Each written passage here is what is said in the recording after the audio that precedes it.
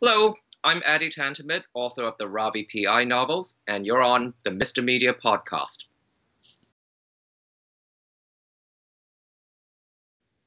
I'm Bob Andelman, and this is Mr. Media Interview. You can see, hear, and read more than 1,000 of my previous celebrity interviews at mrmedia.com. That's mrmedia.com. Subscribe to the show on YouTube, Apple Podcasts, iTunes, Apple News, Google Play, or Stitcher, and follow me on Twitter and Facebook. And if you like the show, please tell the world with a 5-star review on iTunes or Apple Podcasts. On today's show, I'll talk to novelist Adi Tantimedh, whose second book in the Ravi PI series, Her Beautiful Monster, was just published. Stick around. Previously on Ravi PI, we were introduced to Private Detective Ravi Chandra Singh in the first book of the series, Her Nightly Embrace. Ravi, a former high school teacher, thought he was going slowly insane because every so often, in times of great stress, he saw Hindu gods. And they interact with him. And they have cell phones.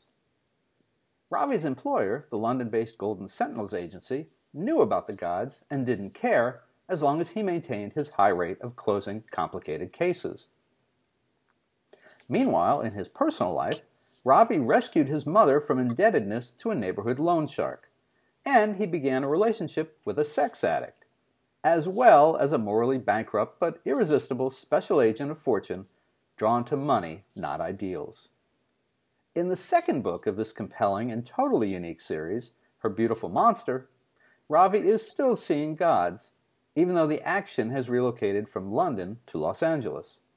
And to his astonishment, he may not be the only one seeing them. Once again, novelist Adi Tantimedh pulls together drama, action, humor, erotica, and Ravi's morality in an irresistible tandoori stew. If you can imagine the work of Max Allan Collins stirred with curry, you'll want to read the Ravi PI series. And this is Adi's second visit to Mr. Media. Adi Tantimedh, welcome back to Mr. Media. Good to see me, Bob. Good to see you again. It's like we just did this yesterday, and I'm so glad because I was really looking forward to the second book. Oh, I'm glad.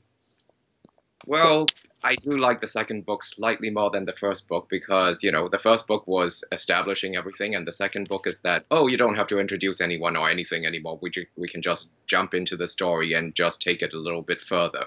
Since the idea is that as the series goes on, things will start to get further. All the things that were introduced will go in a direction that's just makes it more intense and more crazy, and things never get any easier. Well, and I'm so glad you said that because right at the top, I wanted to say the first time we chatted, I admitted that as much as I liked the book and the whole concept, I didn't quite get the whole Hindu gods thing. It just didn't quite. I don't know. I thought this would be a great series without that, and it was like a color that I didn't quite get it. But having said that, in this book, I not only get it, but I couldn't wait for the next scene in which the gods appeared, and so I wondered if it was just me, or did you apply the gods a little differently this time, or did you learn something from the first, or is it just that I didn't get it the first time? Oh no, I learned something when I was doing it, because part of the thing with the first book is that I was not just writing the first book. I was dealing with with TV development, and I was getting notes from the TV side, which sort of influenced my head rather than just being able to hunker down on the book all the time. And so once I got to the second book and the first book was finished, I didn't have to deal with the TV stuff anymore because that's carrying on in its own direction, and it'll happen when it happens. And I just always thought I want this book to feel like a book, because the first book, a lot of people said it feels like the novelization of a TV show, that they feel like TV episodes, and I felt that too as I was writing it, because some of the episodes were based on scripts that I was developing, even though I had already planned those plot lines for the book originally. So once I got to the second book, I thought, the gods have to be a lot more prominent so that we actually understand why they're actually there. And there's an entire thematic point for them to be there, and they become much more firmly woven into the story. And second of all, I wanted the book to feel more like a book rather than, say, a media tie-in or an adaptation. And I'm hoping to do more of that in the third book as well, by playing around with structure a little bit more, playing around with certain techniques a little bit more. There are things that I did in the second book, for instance, that take it more in the realm of books by, say, focusing on a section that's not Ravi. It's about Olivia and her escapades in Hong Kong, for example, which also gives me the chance to talk about stuff that's going on between Hong Kong and China and comment on that section of the world, to also emphasize the fact that this book isn't just about London or Los Angeles or America and Europe. It's also about Asia, because everything is woven together and everything is linked together, and everything is just as crazy anywhere you go. And I felt with the gods that I felt like this time I actually had a better sense of individual gods. It seemed like the first time, because I didn't have any background in this, they sort of ran together a bit for me, even though that they are clearly very distinct in legend. But this time, I just felt like they were just far more clearly defined. And as a matter of fact, this was kind of strange. And I was going to send you this picture. I was in a shop in Tallahassee, Florida, which is not necessarily the most cosmopolitan city in America, and my son was looking at variety stuff, and I saw small statuettes of probably a dozen Hindu gods, and I looked at them and I turned them upside down, and their names were on them, and I went, oh my God, I get it. It just made more sense to me. You know, I'm looking at something physical and I'm seeing the gods that are mentioned in the first book. And I think at that point I was reading the second book, and it just all kind of clicked for me. And I don't know. So I guess what I'm wondering is, do you feel that they are? Is it just me not getting it, or do you feel that they are better defined for a less educated audience when it comes to those things? No, it's not just you. I think it's that I used specific gods that suited specific situations much more specifically in book two. I tried to do that in book one, but then I was concentrating on getting through the plot in book one when I was writing it more. In book two, the plot and the characters were much more woven together. So character was affecting plot much more directly in book two, I feel, which is why I feel like book two is deeper than book one. As much as I still like book one, you know, I'm still not sick of it, but I do feel there's a sense that I've progressed from book one, but I needed book one in order to set things down and establish everything, so that book two I had a foundation and I knew how to do it much more specifically, much more. How shall I put it? Much more clearly, I suppose. Well, and I really enjoyed book one. I think I enjoyed book two a lot more because it all kind of came together for me in a way that book one just didn't quite.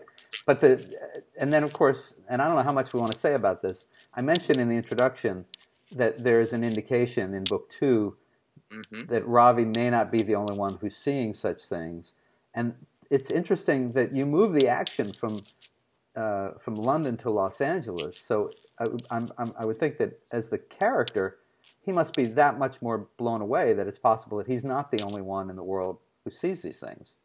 Oh, yeah, that's a big turning point for him, and that's going to be followed up in book three. It's going to blow up even more in book three, because the implications are that if other people can see gods, and if other people are seeing his gods because they might be in a heightened state of mind or in a different state of mind, then that means that he might not be mentally ill, that there's something else going on outside of him, that the gods are not just extensions of his own psychosis or his schizophrenia or whatever he's afraid that he's got. And that opens up whole new worlds of possibilities, because let's face it, Hindu gods are not the only gods out there. Oh, interesting. Okay.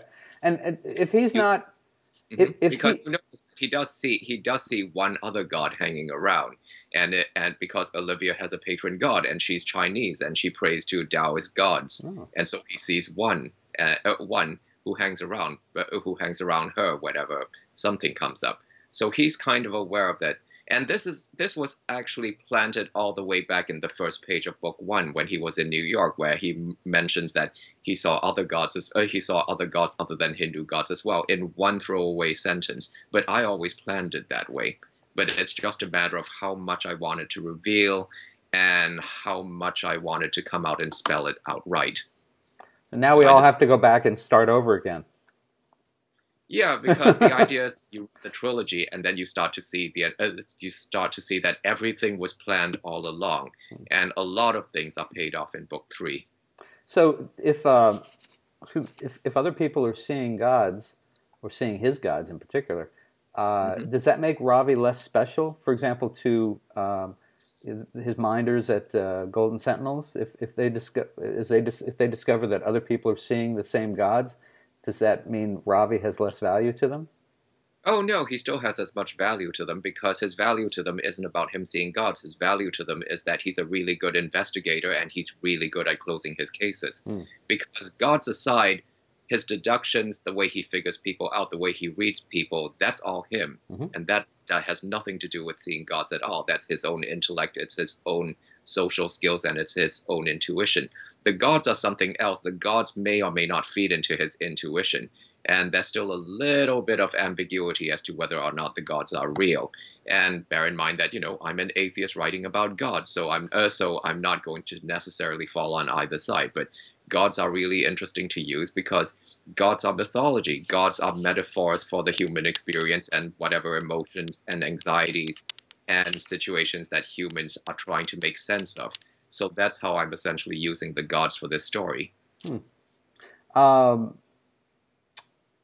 Ravi obviously is the lead in the story. The books are named for him, the Ravi PI series. But I wondered if there are other characters now into the second book, and I'm sure you're already working on book three, as you mentioned. Hmm. Are there other characters that you've developed a special fondness for? Well, I'm really fond of Olivia because she's such a different character. She's very, very, very different from Ravi. She's very confident. She's posh because she's Chinese. She's Hong Kong Chinese, and she was raised with a silver spoon in her mouth. And she's extremely educated, and she's incredibly smart. She's genius IQ levels of smart, and she has her own secrets. Like she's managed to keep secret the fact that she's one of the world's most dangerous hackers because she was never caught. And so she has her own agenda because she was blackballed by her father so that she can't really get into a high-paying job or a powerful job in the banking industry. And she has her own ambitions, and she's kind of someone who would not be happy just working for a private investigations firm, especially given her pedigree. She's somebody who's looking to break out. And, Ken and Clive I kind of like, and you might think that they seem to be one-note violent thugs, but then they have little bits of depth. And a different writer from me could write an entire series of novels about them. They could write about the time they were cops, or stories about them as ex-cops who are essentially extremely violent private eyes who use it as an excuse to basically be vigilantes in their time, for example. And there's a whole story of Roger, the founder of the agency, and Cheryl, who founded the agency with him, because at the back of my mind, they have a whole backstory of when they were young and in their 20s back in the 1980s, and how they came to form this private investigations firm, and the types of cases that they got involved in the 1980s, which were incredibly dark and intense time under Thatcherism, and the people that they meet, and the people in the deep state, and the people in the establishment, and special branch and spies, and how Roger starts to form this idea that everything's connected, and it's not just about chasing cheating spouses, that there's real power and money to be had, and he's kind of a street hustler kind of character, and how he gets seduced by the idea of wanting money and power, and how as an outsider he's never going to be accepted in the establishment. And Cheryl as this young half white, half black British woman who becomes an angry, violent punk. And in the 80s, she was addicted to amphetamine, and she was incredibly violent and scary in the 80s. And so there's a whole backstory that you can explore with them in a series of books or even stories. And even Benjamin has his own things. Since he's a techie, and you could team him with you could team him with the one with Mark Odom, the guy who's also incredibly clever, but who's so disillusioned by life that he's a complete druggie, when in fact he's incredibly brilliant, and he dropped out of the police force because he was disillusioned by how corrupt everything was. And you could tell whole stories about the types of cases and situations they get into, which would be different from what Ravi would ever let himself get into, for example. So each and every one of these characters could get into their own stories. I mean, even Ariel and Interzone, the PMC, they could have a whole series of novels of their own, which would be completely different. It would be about the dark black ops PMC privatized military situations that they get into, except that those would be incredibly dark and nasty stories. You can see the light at the end of that tunnel. Yeah. Now you wound up covering pretty much all the characters. I was looking for a few, but I will agree with you. I think Ken and Clive, the early days, would be pretty interesting, and particularly I was focused on Ariel. I would think that this young woman who has just very strong tastes in what she's interested in, and no morality whatsoever, would probably make for a very interesting series. And you always come back to her in ways, and I keep thinking, it seems like that's you kind of indicating, I'd kind of like to tell you more about Ariel, but we don't have time this week. Well, yeah, she's this fun character. She originally was not going to be a regular character. She was originally going to be this hot chick with tattoos who had a one-night stand with Ravi at the start of the first novel and then never come back. And then it came to this thing where I was talking with Sendo, who's still set to play the character as and when the TV show finally gets launched. And he said, Ariel's really a lot of fun. Fun. I mean, there's something about her, and that's just weirdly, effortlessly charismatic. And she just seemed a throwaway character. And so as I was writing the first novel, I thought, well, we need something else. And suddenly Ariel comes back, and it turns out that she's been spying on Ravi all along, and she's actually this incredibly scary, sociopathic PMC who's kind of fascinated by him because he's the complete opposite of her in many ways, because he's such a moral guy, and she is completely and utterly amoral. And she has a sense of humor, and she's weirdly self-aware for a sociopath, and it just somehow makes her endlessly fun to write. It's almost like you throw her in any situation, and it immediately elevates the situation into something else. And she always has some kind of incredibly snarky, wisecracking, amoral, and horrifying reaction to the whole thing. I just went blank on Ravi's actual girlfriend's name. Julie, yeah. So another possibility would be to send Julie and Ariel off on an adventure together, because we know they have they seem to have some interest in one another. That would be kind of fun. But they do have this very weird interest in one another, in the sense that they're both tied to this man who Julia loves him, and Ariel does love him in her own way, which is why Ariel likes to hang out with Ravi whenever chance she gets a chance. And again, she's going to pop up quite a lot in the third novel. And there's no jealousy between the women over Ravi. They're like, oh, look, Ariel's back. Okay. Yeah, because part of it was I wanted to play with a kind of relationship that's not just about sexual jealousy and about rivalry between women. Because when women get into rivalries, women are the worst enemies of each other than us men will ever be to women. And I wanted to do something that was a little bit more unconventional, in the sense that these two women are completely unusual, and they're both aware enough that their feeling is that, well, I'm not really in a position to judge, because, Julia's a sex addict. She slept with all kinds of people, and back when she had relationships, she would have cheated on all those people. And Ravi is the first stable relationship she has, and he has an understanding with her, even though he doesn't find it easy. And she actually makes it a point not to sleep with other people because she's with Ravi. It's part of her recovery. And yet, it complicates the thing that she might sleep with Ariel, and she and Ariel will sleep with Ravi in a threesome, which is not what he actually wants because he's actually a traditional guy.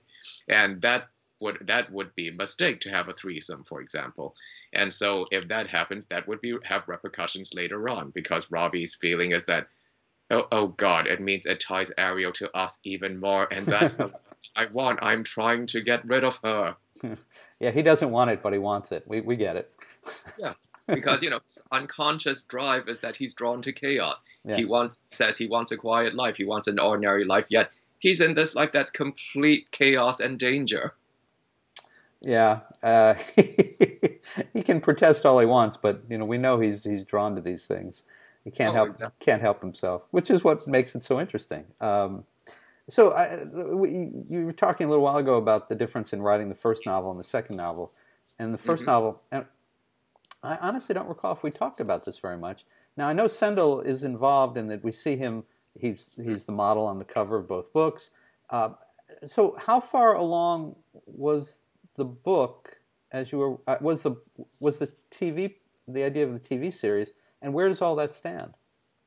Well, that's still moving back and forth and talking to different people, and then different people go away, and then people come back. Like there was initially some interest with the BBC and talks with the BBC, and then there were political things going on that we don't know about. But one thing I felt would weigh strongly on Ravi was that around the time that my producer was talking to the BBC, I got the announcement that, oh, the BBC have picked up the rights to J.K. Rowling's Cormoran Strike private eye novels.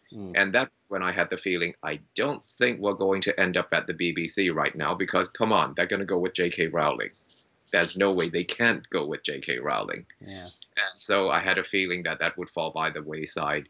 And then we would be talking to other people, and we've had inquiries from different types of people ever since. And so it's always that back and forth. And I just got to the point where I said to the producer, "Look, I'm just going to write the novel. Sendel wants to play it. Sendel will have to take other jobs while he's waiting, which is fair enough, since Sendel has signed on to be on this new NBC show called Reverie, which is about virtual reality, which is a mid-season replacement that starts early next year. But as far as he's concerned, and as far as we're concerned, Sendel is still Ravi, as in when that happens. Because I don't know if Ravi, the TV show, is going to be like a US-style 22-episode series. If anything, we all see it as 6 episodes per season, the way the British model goes. And that's the way to sustain it properly without the stories and scripts getting weaker. And it also makes it much more focused and precise. And so everything's up in the air since Sendel's show hasn't premiered yet, and we don't know what's going to happen to that. And so at the end of the day, I'm like, well, as far as I'm concerned, Sendel is still Ravi because I write it to Sendel's strengths, and I'm just writing the novels, and I get to write the story the way I see fit, and we don't have to deal with network notes or executive memos. So I can tell the story I want, and then we can deal with everything later. And that's probably preferable for you at this point, to get the novels on paper, establish in people's mind who the characters are, do it the way you want to do it, and then if the TV thing happens, there's a very strong basis for it to work. And I guess you can also, when you get to that point, you can make the case. Look, it's on the page exactly who Ravi is, who Julie is, who Ariel is, who Ken and Clive are.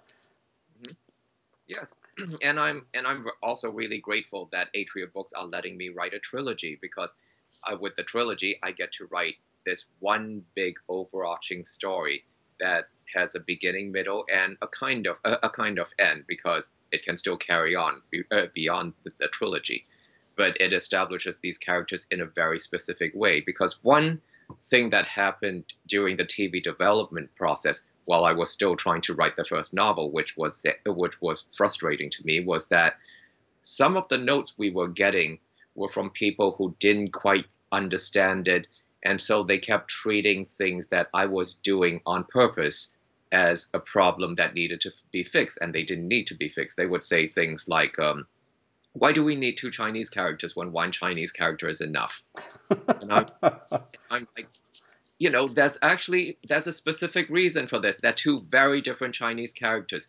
Benjamin was born and raised in South London and grew up working class, and he's very British in a very different way. And he may not even speak Chinese. Olivia is somebody who was born in Hong Kong, who has traveled all over the world, and who's upper middle class, and who's incredibly posh, and that's a very different perspective.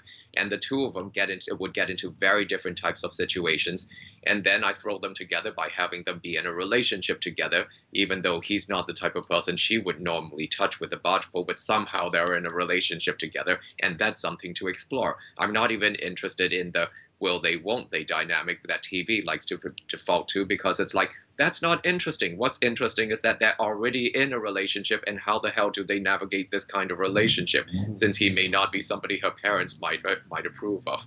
And so you get more comedy and more conflict and more drama out of that, for example. I mean, I haven't written a scene yet, and maybe I'll get a chance to do it in book 3, where Olivia's parents ask whether or not she's in a relationship, because otherwise they're threatening to try to set her up with someone.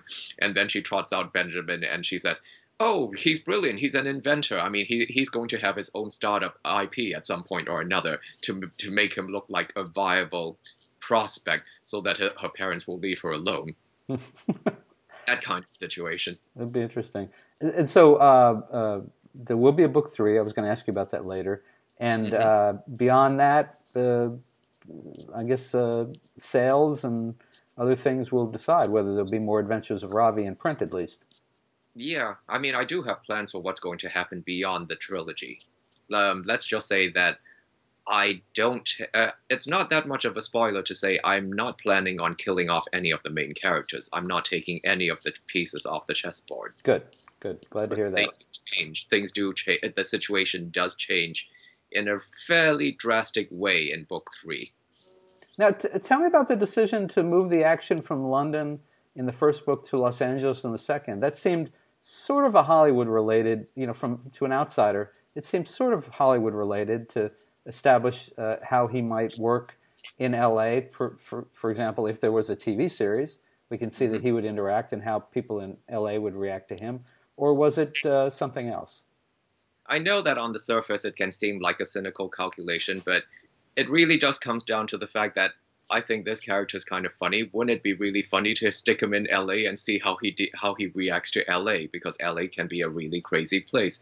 And why not just stick him in LA, but also just create a fairly typical LA situation where LA gets as crazy as it can possibly get, as chaotic and intense as it could possibly get, and see how he reacts to it and what happens when he's pretty much out on his own in LA, but he's not quite on his own because he still has a kind of infrastructure behind him, even if it's not always physically there with him.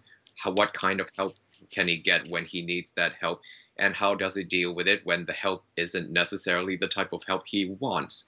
And I wanted it to be connected and organic because he goes to LA due to the fact that something happens in London in the first book where he feels like he's not sure he can deal with this anymore, and he doesn't know if he wants to stay in this job for that long.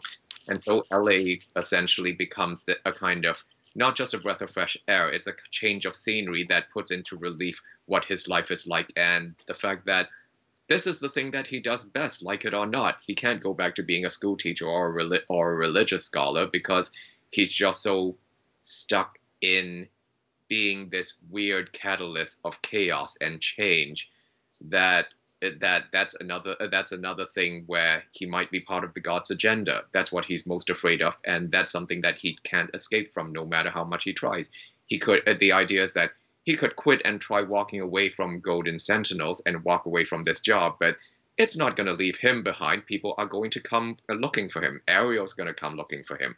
Ariel's boss is going to come looking for him.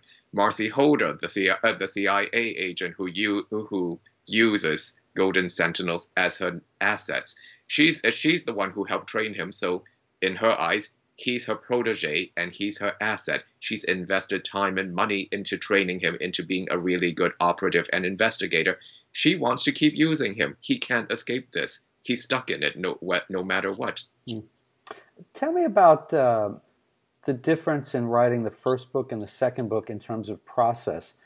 were you, like I used to do, I used to be a music critic, and you talk to bands, they'd put out their first album, and they had their whole lives to do their first album, and then suddenly a year later they had to produce a second album, and they found it wasn't quite as easy, or they were rushed. Suddenly there was a big rush to get it done.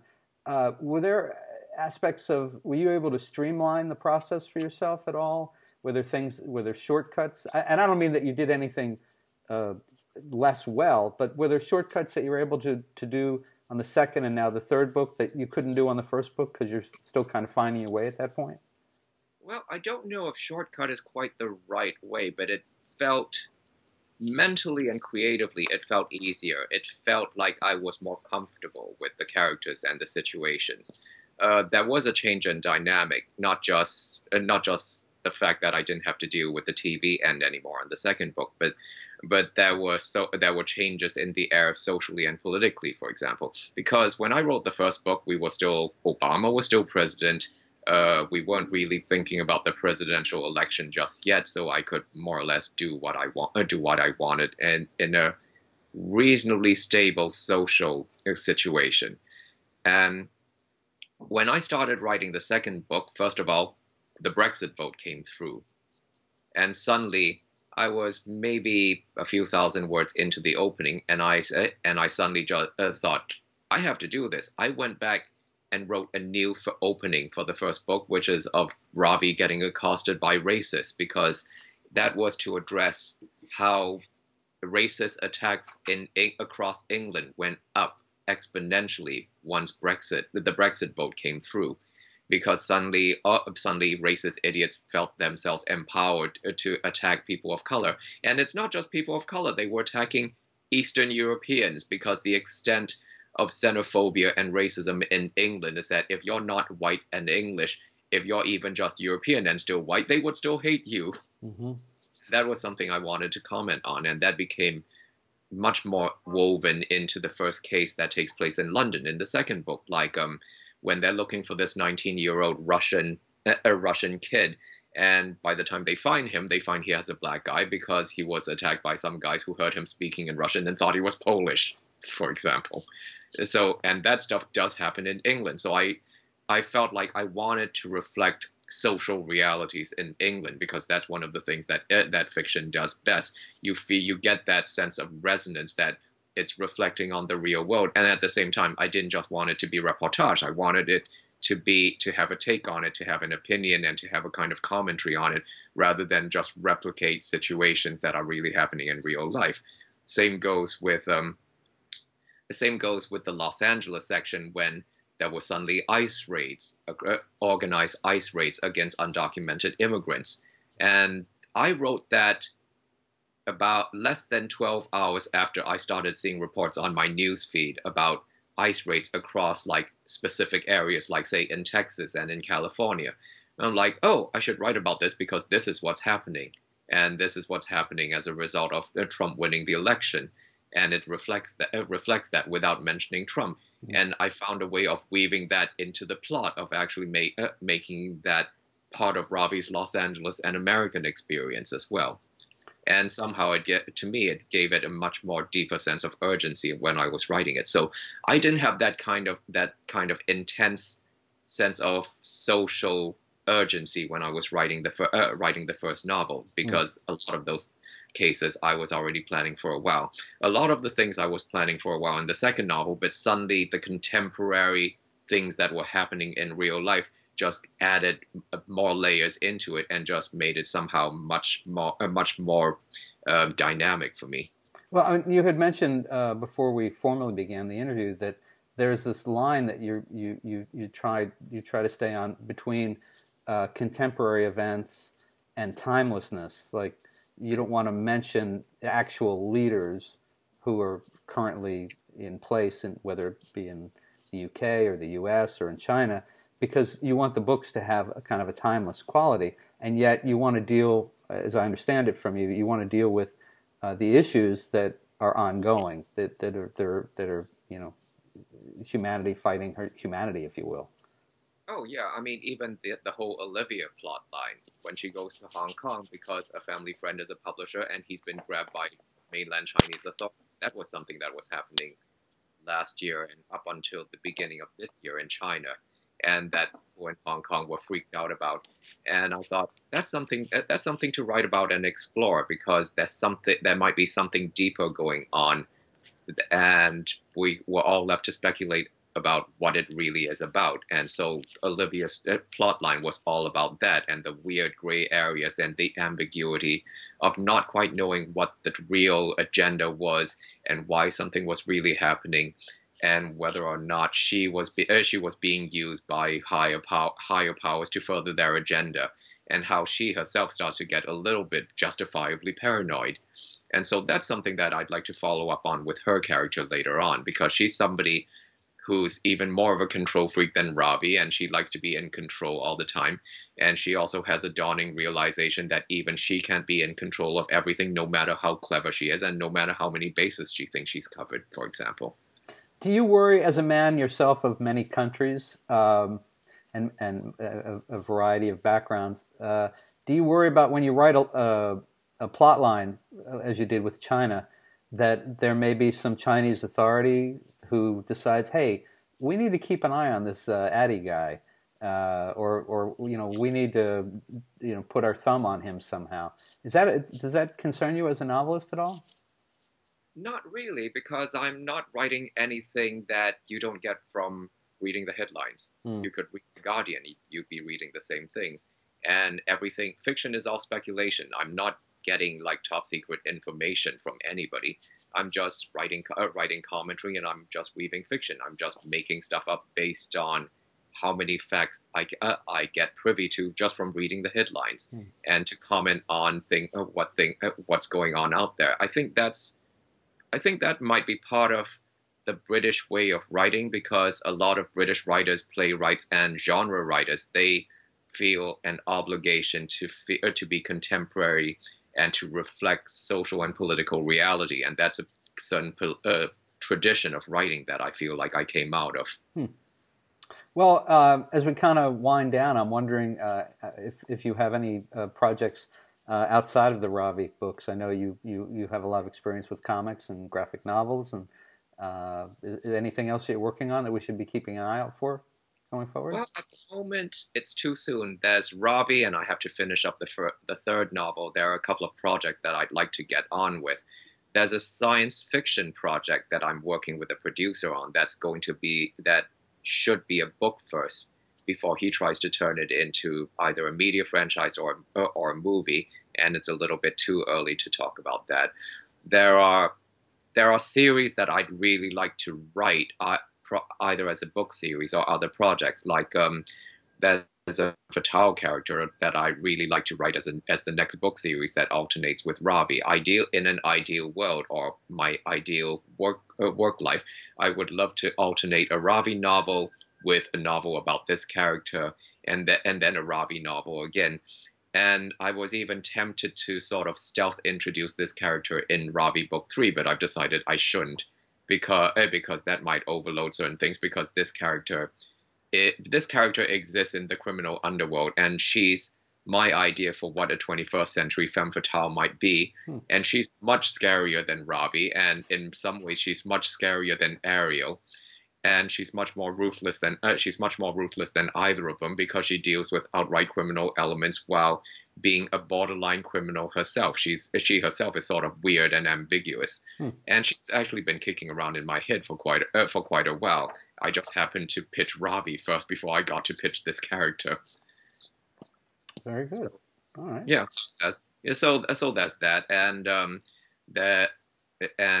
I'm thinking about writing a spy character that may or may not get pitched as a movie for Hong Kong and China, that I'm talking to a Chinese director about. But again, that's way too early to talk about officially. Well, you've demonstrated, at least we know that the wheels are spinning. They're always spinning. Well, folks, listen, you can find Adi Tantimedh's second novel in the Ravi PI series, Her Beautiful Monster, in great bookstores everywhere, or you can order it right now at a great price at mrmedia.com, mrmedia.com.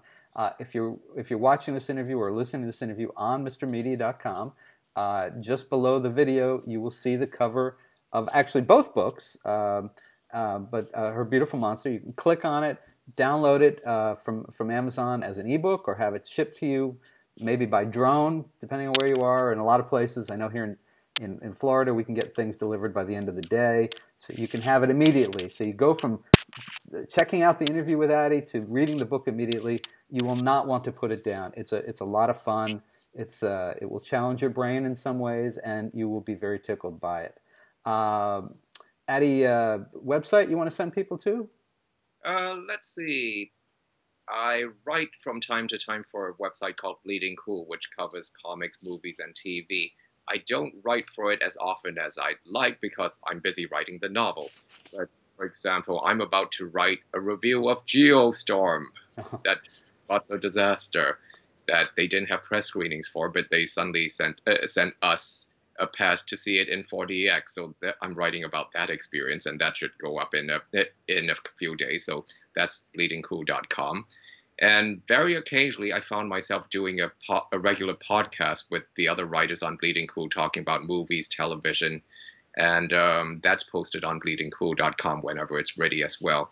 And we just did this whole thing about Harvey Weinstein because since I kick around the film industry, I've had my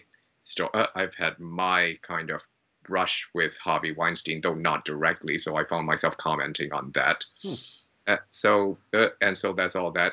And it's funny because in the last couple of weeks, I'm thinking I'm going to have to address the Harvey Weinstein thing in some form or another in Ravi Book 3, because I think that's a major social event because of social media and all these women coming out and name in show business. And to some extent, not less the tech industry, but even the games industry, and then naming the sexual harassers and the people who have harassed them in the movie and TV business.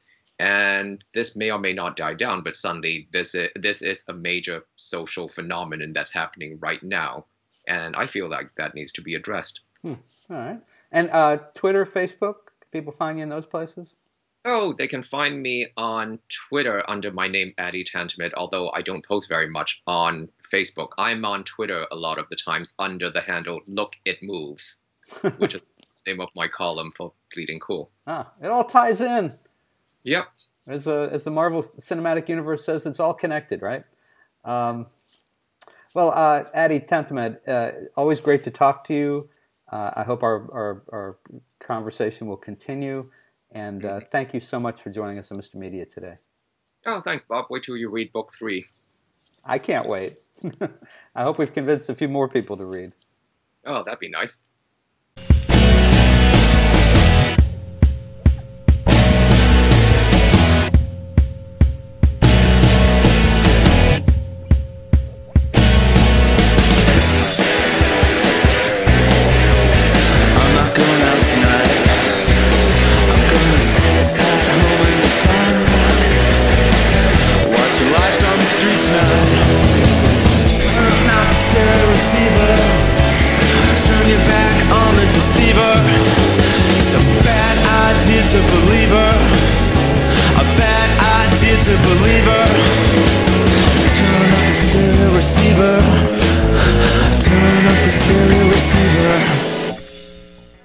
Mr. Media is recorded live before a studio audience of gods and monsters, none of whom is happy with the cash bar, in the new media capital of the world, St. Petersburg, Florida.